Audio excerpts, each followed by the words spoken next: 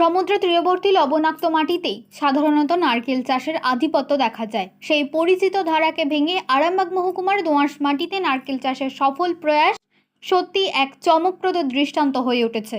প্রচলিত ধারণাকে অতিক্রম করে বিকল্প কৃষির নতুন দিশা দেখাচ্ছেন গোঘাটের ভাদুর অঞ্চলের সাঁখাটি গ্রামের চাষি গৌতম ঘোষ, যার উদ্যোগ ইতিমধ্যেই এলাকায় ব্যাপক সাড়া ফেলেছে। দীর্ঘদিন 3 ফসলি উর্বর জমিতে চাষ করলেও হনুমানের বাড়তে থাকা উপদ্রব তার চাষাবাদকে কঠিন করে তোলে। এই পরিস্থিতি থেকেই বিকল্প পথের সন্ধান শুরু হয়। অবশেষে প্রায় 8 বিঘা জমিতে নারকেল চাষের সিদ্ধান্ত নেন তিনি।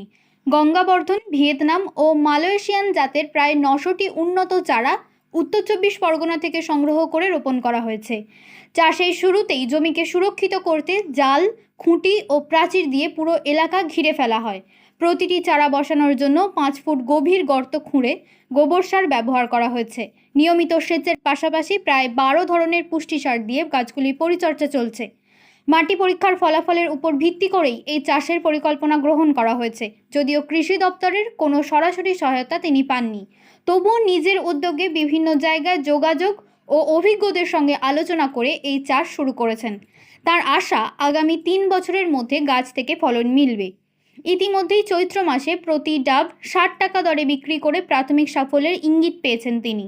সব মিলিয়ে প্রতিকূলতার মধ্যেও গোঘাটের মাটিতে নারকেল চাষের এই উদ্যোগ এক নতুন সম্ভাবনার দুয়ার খুলে দিয়েছে, যা ভবিষ্যতে অন্যান্য চাষিদেরও অনুপ্রাণিত করতে পারে। এখানে আপনি দেখছি নারকেলের চাষ করেছেন, নারকেল গাছ। তো হঠাৎ নারকেল গাছ লাগানোর ভাবনাটা কি থেকে? নারকেল গাছ বলতে আমাদের এখানে তো 3 ফসলি জমি, এগুলো আমাদের আলু, বোরো, বর্ষা সবই হয়, প্লাস বাদাম হয়, আপনার সবজি করলে সবজিও হয়। এখন সমস্যা দাঁড়িয়ে গেছে, ইদানিং ধরুন প্রায় বছর 5-7 এত হনুমান আর বাঁদরের অত্যাচার বেড়ে গেছে যে কোনোভাবেই বাদাম তুলে খেয়ে দিচ্ছে, উপড়ে দিচ্ছে গাছ। তারপর আলু গাছ টেনে জড়ো করে দিচ্ছে, আলু নষ্ট করে দিচ্ছে। ফসল নষ্ট করে দিলে সেখানে আগল বাঁদর দিন রাত আগলেও রাখতে পারা যায়। এক একটা দল, মানে বিরাট বিরাট দল, 80টা 100টা করে হনুমানের দল এবং 5-7টা দল প্রতিদিন যদি 4বার 5বার করে আসে, তা সেখানে কত লক্ষ নজর দেবো বলুন না? সেভাবে তো কিছু করা যাচ্ছে না। দেখুন যে ফসল আলু চাষ করে শুধু লস হয়ে যাচ্ছে, বাদাম করছি সেখানেও তাই। এবারে লেবার কস্ট বেশি হয়ে যাচ্ছে। মাঝ থেকে আপনার যদি এরকম অত্যাচার করে ফসল নষ্ট করে দেয়, তাহলে প্রতিবার কত আপনার ধকল সহ্য করা যাবে? মূলত এই হনুমানের অত্যাচার বা বাঁদরের অত্যাচারের জন্য বিকল্প চাষের কথা ভেবেছেন? হ্যাঁ, একদম তাই। আপনি কত বিঘে এলাকায়? এটা 8 বিঘা এলাকা। 8 বিঘে এলাকায় নারকেল চারা রোপণ করেছেন। কি গাছের এই জাত? এটা ভিয়েতনাম আছে, মালয়েশিয়া গ্রিন আছে। কোথা থেকে চারা নিয়ে এসেছেন? আর উত্তর 24 পরগনা। কিরকম দাম পড়েছে চারা? চারা 800 টাকা আছে ছোটগুলো, বড়গুলো আছে আপনার 1500 টাকা, হ্যাঁ 1400 টাকা এরকম। আচ্ছা, হঠাৎ করে কি এই চিন্তা ভাবনা নিলেন? না, অনেক দিনের পরিকল্পনা। হনুমান আসার পর থেকেই যখন দেখলাম যে লস হচ্ছে, তখন থেকেই পরিকল্পনা 5-7 বছর থেকেই হচ্ছে, কিন্তু সাহস করে উঠতে পারছিলাম না। আপনার এলাকায় আর কি কেউ চাষ করেছে? না, এখন পর্যন্ত এই এলাকায় এখন পর্যন্ত ডাব গাছের চাষটা নেই। আমি এর আগেও একটা এঁচড় গাছ ওই জন্য চাষ করেছিলাম, দেখলাম মোটামুটি ফল ঠিকই আছে। জায়গাতেও যাবো।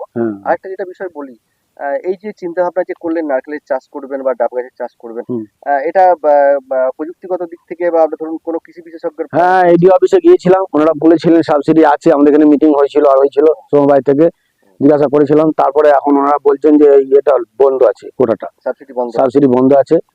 সেই হিসেবে আমি দেখলাম যে এরপরে পিছুতে গেলে সামনে বর্ষাকাল আসছে, জলও জায়গা আমার একটু, এটা জল দাঁড়িয়ে থাকে, সেই কারণে আমি অ্যাডভান্স আমাকে বসাতে হবে।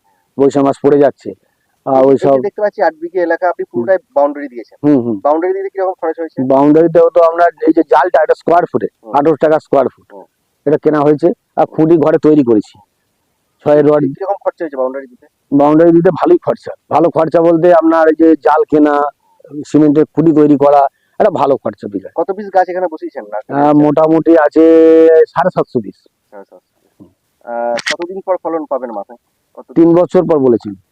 আর এর পরিচর্যা কিভাবে করতে হবে? পরিচর্যা বলতে ঘাসটাকে মেরে রাখতে হবে, আর এই বছরে আপনার 3-4 বার করে চাপান দিতে হবে, আর ওষুধটা প্রতি মাসে একবার করে দিতে হবে।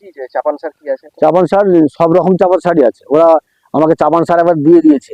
আচ্ছা, 12 রকম চাপান মিক্সড করে, 12 রকমের চাপান মিক্সড করে দিয়েছেন, এবং প্রতি গাছে 1 কেজি করে দিতে বলেছিলেন। সেভাবেই দিয়ে বসানো আছে। যে নার্সারি থেকে নিয়েছিলেন? হ্যাঁ, তারাই দিয়েছে। কিভাবে বসাতে হয়, কত? হ্যাঁ, সব তারা বলে দিয়েছিলেন। গর্ত করেছিলাম 5 ফুট বাই 5 ফুট গর্ত করে, মাটিটা গোবর সারের সঙ্গে মাটি পাইল করে, তাকে আবার জেসিবি দিয়ে বুঝিয়ে দিয়েছিলাম। দিয়ে সোয়াতি করে দিয়েছিলাম, মানে জল দিয়ে দিয়েছিলাম। দেওয়ার পরে গর্তগুলো আবার নিচু হয়ে গেলো, আবার জেসিবি নিয়ে এসে এই গর্তগুলোকে উঁচু উঁচু করে দিয়ে তাতে আবার গোবর সার চাটি করে দিয়ে ভেঙে ওদের চাপান দিয়ে হ্যাঁ সেটাকে আবার বসানো হয়েছে। একটা গাছের থেকে একটা গাছের দূরত্ব কত আছে? মোটামুটি 12x15, 12 ফুট বাই 15। টোটাল গাছের সংখ্যা এখানে কত বললেন? 750। 750। কত খরচ হয়েছে আনুমানিক গাছ কিনতে? গাছ কিনতে 1000 টাকা করে গড় হয়েছে ধরুন। আর এগুলো তো আপনার যে গাছ লাগিয়েছেন এই কবার বছরে কবার এটা জল দিতে হবে? বছরে কবার নয়, মানে বাত হিসেবে জলটা দিতে হবে। বাত হলেই জল দিতে, যার কাছে জল একটু বেশি লাগে বলেই দিয়েছে বাতের বাদ জল দিতে হবে। আচ্ছা, এত বড় যে আপনি দায়িত্ব যে নিলেন, কোথাও কি কোনো ট্রেনিং করেছেন এই চাষের বিষয়ে? না, ট্রেনিং করিনি, বিভিন্ন জায়গায় মিটিং এ গেছি, আমাদের এডি অফিসে এখানে কয়েকবার মিটিং হয়েছে, বা আমি গিয়েছিলাম ওখানে, ওই বিভিন্ন জায়গায় গিয়েছিলাম। আমাদের পুষ্পাঞ্জলি, পশ্চিম মেদিনীপুরে যে পুষ্পাঞ্জলি আছে ওখানে গিয়েছিলাম, তারপরে আপনার এই খামারগাছি গিয়েছিলাম, তারপরে আমাদের এই যে কলকাতার পাশে হাওড়ার পাশে যে এটা আছে আপনার কি নার্সারি বলছে জানো, ওই আদি সপ্তগ্রাম, যেটা বিভিন্ন নার্সির সাথে আপনি বিভিন্ন নার্সারির সঙ্গে বিভিন্ন ভাবে কথা বহু দিন থেকে চলছে। তারা কি এসেছিলেন কেউ? হ্যাঁ এসেছিলেন, দেখে গিয়েছিলেন, মাটি দেখে পরীক্ষা করেছিলেন যে এই মাটিতে হবে কিনা। তারা কি বলেছিলেন? হ্যাঁ হবে বলেছিলেন। অন্নদাত্রী থেকে এসেছিলেন, অন্নদাতার নাকি বলে ওরা এসেছিলেন, ওনার দিকেও দেখানো হয়েছিল মাটিতে হবে কিনা, বললেন না হবে। আমাদের এখানে যে কৃষি দপ্তর আছে তাদের সাথে কথা বলেছিলেন? হ্যাঁ তারা বলেছিলেন হবে, কোনো অসুবিধা নেই, ফলন হচ্ছে। ওনারাই জাত মোটামুটি একটা নির্বাচন করে দিয়েছিলেন যে মালয়েশিয়া, ভিয়েতনাম বা গঙ্গাবর্ধন এই 3টে জাতকে বসান, তাহলেই হবে। 3টে জাতই মোটামুটি আমরা অল্প অল্প করে নিয়ে বসিয়েছি। কি কি আরেকবার যদি বলেন? গঙ্গাবর্ধন, মালয়েশিয়া আর ভিয়েতনাম, এই 3টে জাত মিশিয়ে বসানো হয়েছে। আচ্ছা, আপনাদের তো এই 3 ফসলি এগুলো জমি ছিল। হ্যাঁ 3 ফসল। তো এখান থেকে একবারে নারকেলের চাষ আসছেন? ডাবের দিকটা দেখলাম, ডাবে গেলে এটা লাভ হবে হয়তো। কতটা আশাবাদী আপনি? কতটা আশাবাদী বলতে আশা করছি তো ফসলের থেকে, মানে চাষ যা করতাম তার থেকে লাভ বেশি হতে পারে, এটা আইডিয়া করেই বসানো হয়েছে। আমরা তো সাধারণত জানি যে নারকেল গাছ সাধারণত লবণাক্ত জমিতে ভালো চাষ হয়, তো এখানে কি বিশেষ নুনের প্রয়োগ করতে হয়েছে আপনাকে? আর লবণ এখন নয়, এখন তো লাগানো হয়েছে। আমাকে ফার্মার যেটা বলেছিলেন 1 বছর পর লবণটা দিতে হবে। এখন তো কাঁচা শিকটাকে ধরতে হবে, ওকে মাটিটার সঙ্গে আগে শিকটা ধরুক, তারপরে 1 বছর পর লবণ দিতে বলেছেন। লবণ দিতে হবে কিন্তু 1 বছর পরে। সেটা আপনি এই এলাকাতে তো একাই চাষ করেছেন, পাশাপাশি চাষিরা দেখে তারা কি আগ্রহ প্রকাশ করে? হ্যাঁ সবাই বলছে আমরাও একটু একটু করে দেখতে হবে, হ্যাঁ আগে হোক তোমার, তারপর দেখি আমরা কি হয় না হয়। সবাই তো এখন আশা নিয়ে আছে যে কেমন হয় দেখি।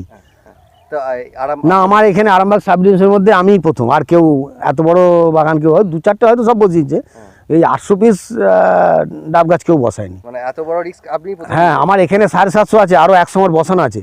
850 পিস আমার ডাব গাছ টোটাল, এইখানটায় আছে 750, আমার আগে 100 বসানো আছে।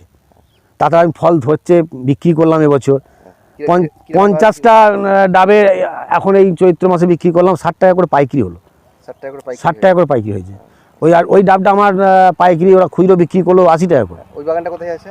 ওটা আমার ওই বাড়িতে আছে, মানে পুকুর পাড়ে আছে, ওই যেখানে এঁচোড় বাগান দেখলেন ওর চারদিকে আছে। এই একই প্রজাতির গাছ? একই প্রজাতির গাছ।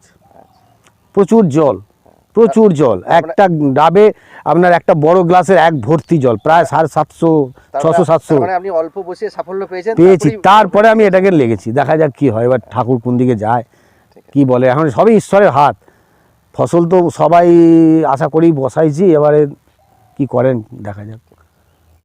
আপনার নাম দাদা? গৌতম কুমার ঘোষ। এই জায়গাটার কি নাম? শেখাটি। এটা কি কোন অঞ্চল?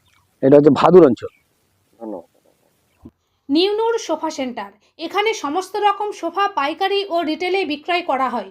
সমস্ত সোফা নিজস্ব কারখানায় তৈরি করা হয়।